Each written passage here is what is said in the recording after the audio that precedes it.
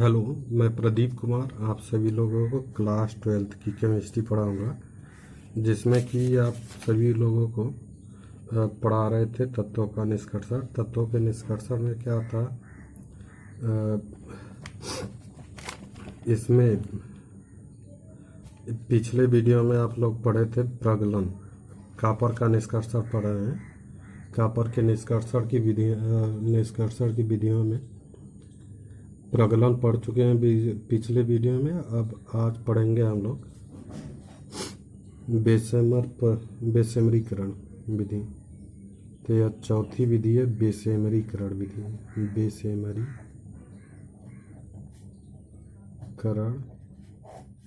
विधि।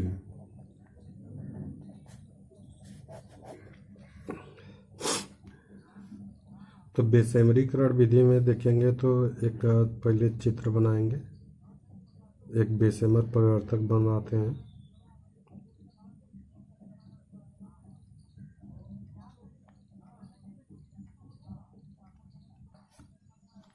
Bessemer परिवर्तक बनाएंगे, इसमें इस तरह से बनेगा यह वाला।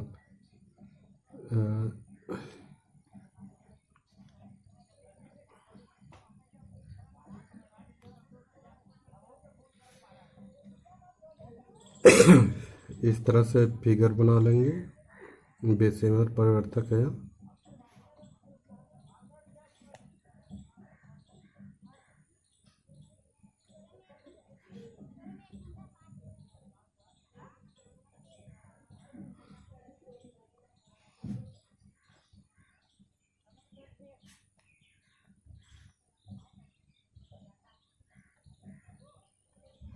इस तरह से बेसेमर परिवर्तक बना लेंगे। यहाँ पर स्टैंड होगा, इसमें वाई जाने के लिए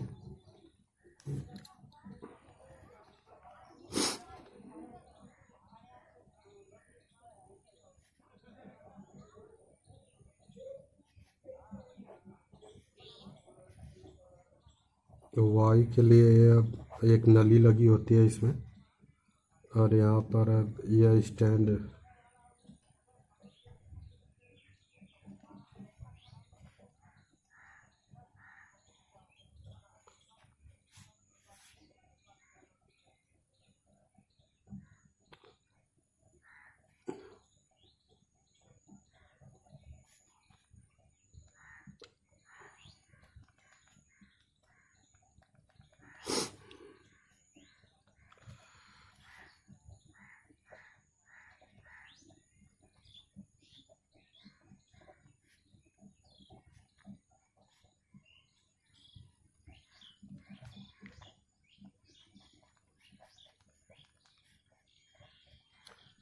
यहाँ पर इस तरह से व्यर्थ गैसें निकलती हैं। यह है व्यर्थ गैसें, और यह गलित धातु है, गलित धातु, और इसे कहते हैं बेसेमर परिवर्तक।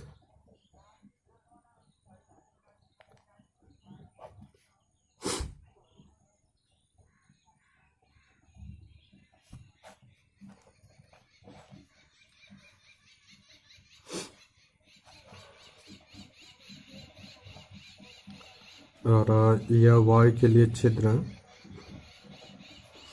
तो इसमें क्या होता है कि इस विधि में जो प्रगलन से प्राप्त अयस्क होता है, जो कॉपर पाराइड का प्रगलन से प्राप्त अयस्क होता है, उसको क्या करते हैं, एक बेसेमर परिवर्तक में लेते हैं, और जो कि इस्पात का बना हुआ एक बेसेमर परिवर्तक होता, यानी कि यह जो बेसेमर परिवर्तक है इस्पात का बना होता, यह अंडाकार होता। इस अंडाकार पात्र में क्या करते हैं कि या प्रगलित अयस्क को लेकर गर्म किया जाता है। गर्म करने के पश्चात एक नली द्वारा वायु की तेज धारा जब प्रवाहित करते हैं, तो जो अयस्क में उपस्थित गलित अशुद्धियाँ जो अयस्क में उपस्थित गैसीय अशुद्धियाँ होती हैं वह क्या होता है, बेसमय पर्यटक के ऊपरी भाग से बाहर निकल जाता है तथा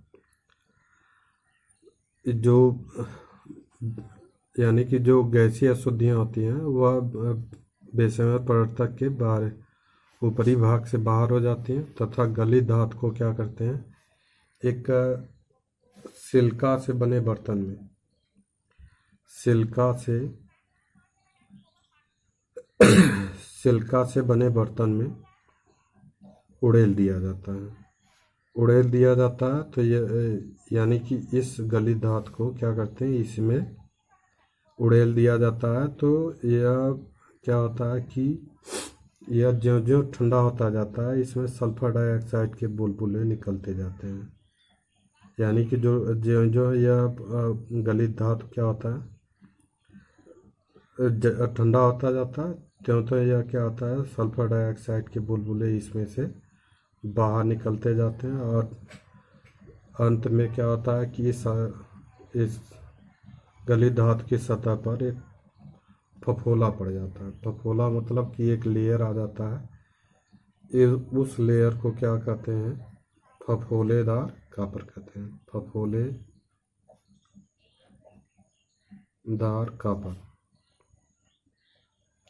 फफोलेदार कापर कहते हैं। और इस फफोलेदार कापर में कापर 98% होता है। कापर 98% होता है और अशुद्धियाँ यह 2% की होती है। तो 2% की अशुद्धियाँ रह जाती है, तब इसको क्या करते हैं कि अगले शोधन विधि में इसको शुद्ध कर लिया जाता है। तो यहाँ पर जो बेसेमर विधि है, बेसेमर विधि में आप देखेंगे कि शुरू से फिर से सुन लीजिए कि जो बेसेमर प्रवर्तक होता है वह इस्पात का बना हुआ अंडाकार पात्र होता है जिसमें कि प्रगलित अयस्क को लेकर इसमें गर्म किया जाता है। गर्म करने के पश्चात एक नली द्वारा वायु की तेज धारा प्रवाहित करने पर अयस्क में उपस्थित व्यर्थ गैसें पात्र के ऊपरी भाग से बाहर निकल जाती है तथा शेष गलित धातु को क्या करते हैं, एक सिलिका से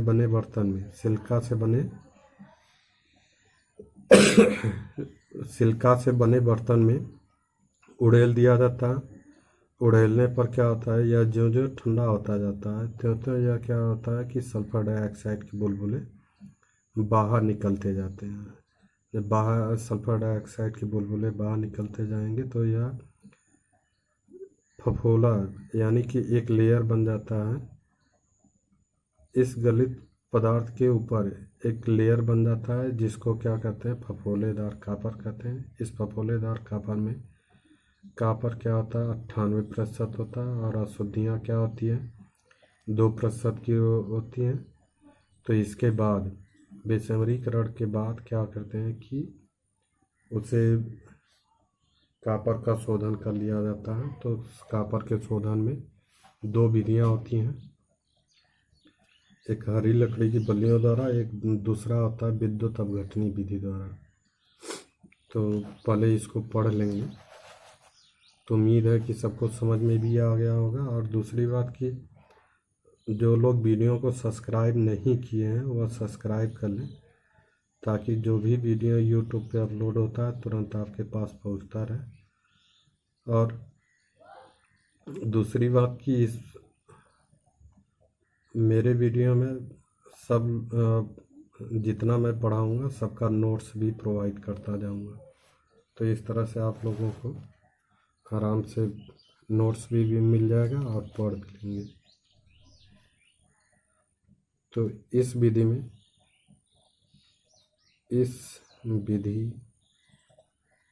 में प्रगलित अयस्क को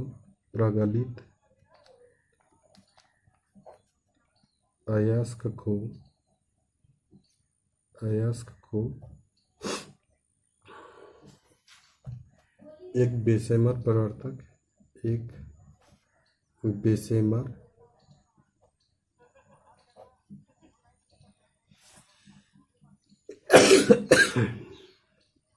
एक विषमर परिवर्तक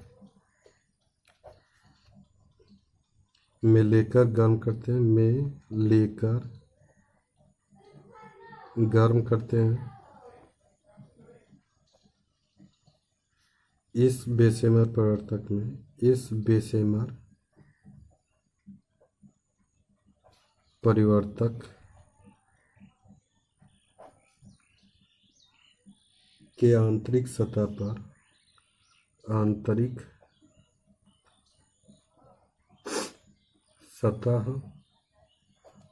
पर सतह पर मैग्नीशियम का स्तर लगा होता है।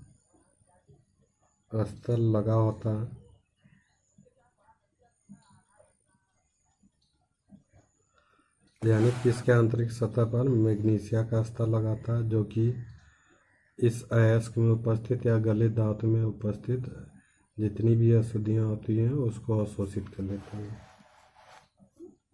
लगा होता है जो अयस्क में उपस्थित जो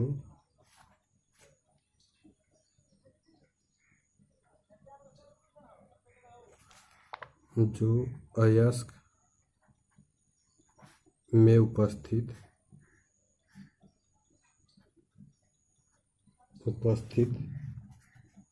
अशुद्धियों को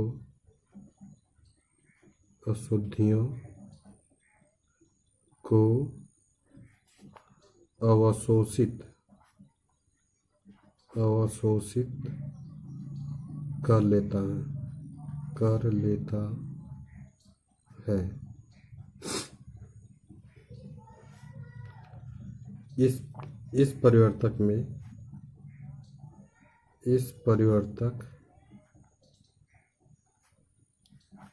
में एक नली द्वारा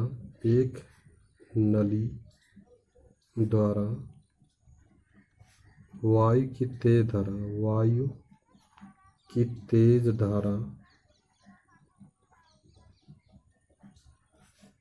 धारा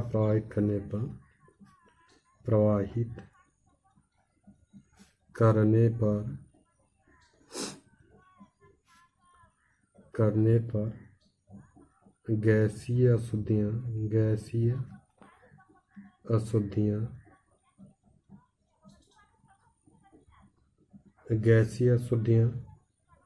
परिवर्तक के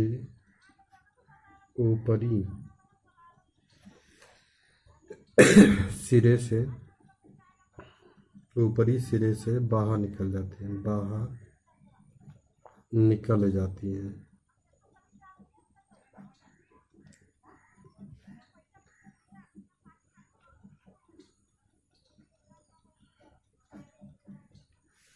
तथा शेष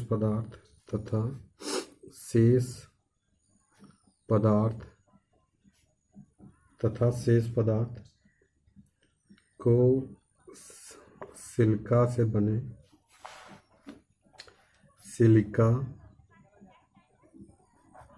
बने बर्तन में उड़ेल दिया जाता है।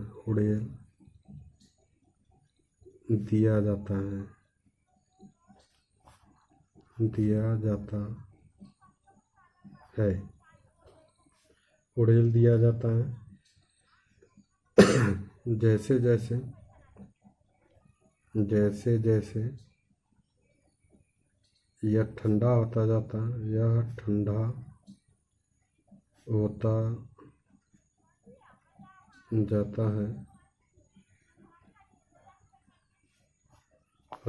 है, सल्फर डाइऑक्साइड के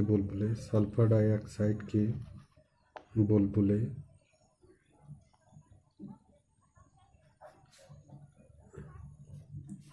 बाहर निकलने लगते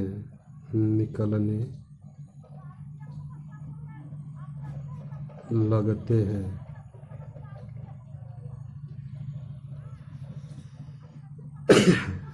बाहर निकलने लगते हैं,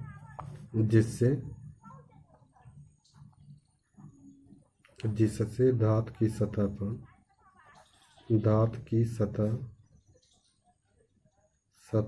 पर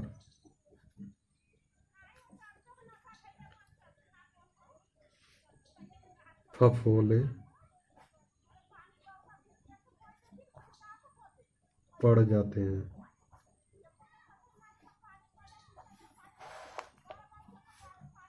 अतः इस प्रकार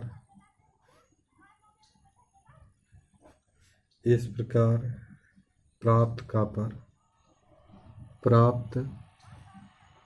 कापर को फफोलेदार कापर कहते हैं। फफोलेदार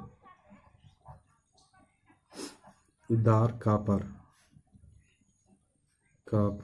कहते हैं।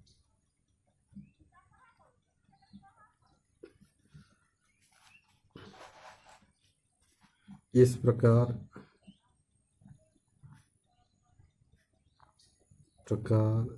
प्राप्त फफोलेदार कापर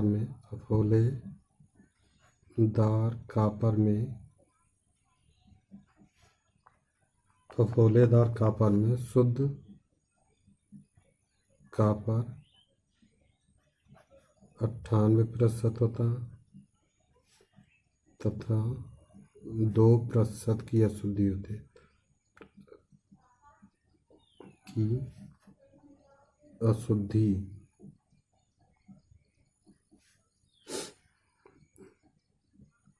अशुद्धियाँ होती हैं।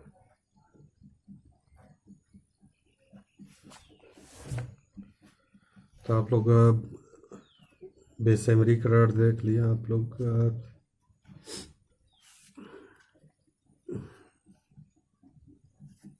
इसमें कुछ रिएक्शन है। जो फेरस सल्फाइड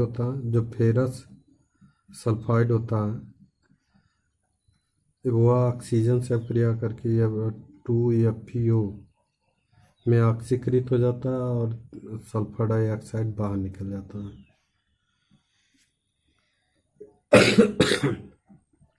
और जो FeO है यह सिलिका से अपक्रिया कर लेता है और सिलिका से अपक्रिया करने के बाद यह फेरिक सिलिकेट बना लेता है, जो कि धातु मल के रूप में बाहर निकल जाता है। फिर जो कॉपर सल्फाइड होता है यह ऑक्सीजन से अपक्रिया करके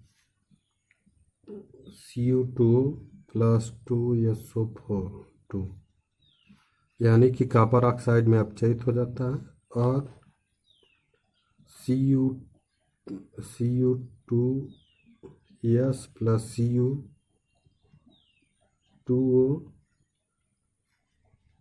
यह क्या होता है, कॉपर में अपचयित हो जाता है। तो यहाँ पे +COSO2 यानी कि सल्फर डाइऑक्साइड क्या होता है, बाहर निकल जाता है और शुद्ध कॉपर प्राप्त होता है। यह 98% शुद्ध कॉपर होता है। इसमें 80 अशुद्धियाँ होती हैं। आप लोगों को बता दें कि जो फेरस सल्फाइड और कॉपर सल्फाइड ये प्रगलन से प्राप्त होता है, जो कि जिसे क्या कहते हैं, मैट कहते हैं। यह प्रगलन से प्राप्त होता है और इसी को क्या करते हैं, बेशमर प्रवर्तक में लेकर उसे एक नली गर्म करते हैं। गर्म करने के पश्चात एक नली द्वारा वायु की तेज धारा प्रवाहित करते हैं। तो जो भी व्यर्थ गैसें होती हैं वो क्या होता है, बाहर निकल जाता है और कुछ अशुद्धियों को यह मैग्नीशिया का स्तर अपने अंदर अवशोषित कर लेता है।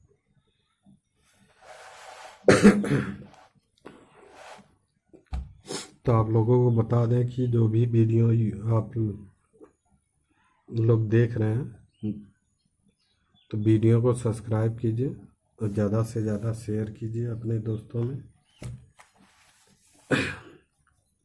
और यहाँ पर आप लोगों को नोट्स भी प्रोवाइड किया जाएगा। हर एक वीडियो में नोट्स मिल जाएगा आप लोगों को और अपना नोट्स अच्छे से बना के तैयारी भी कर सकते हैं। Thank you.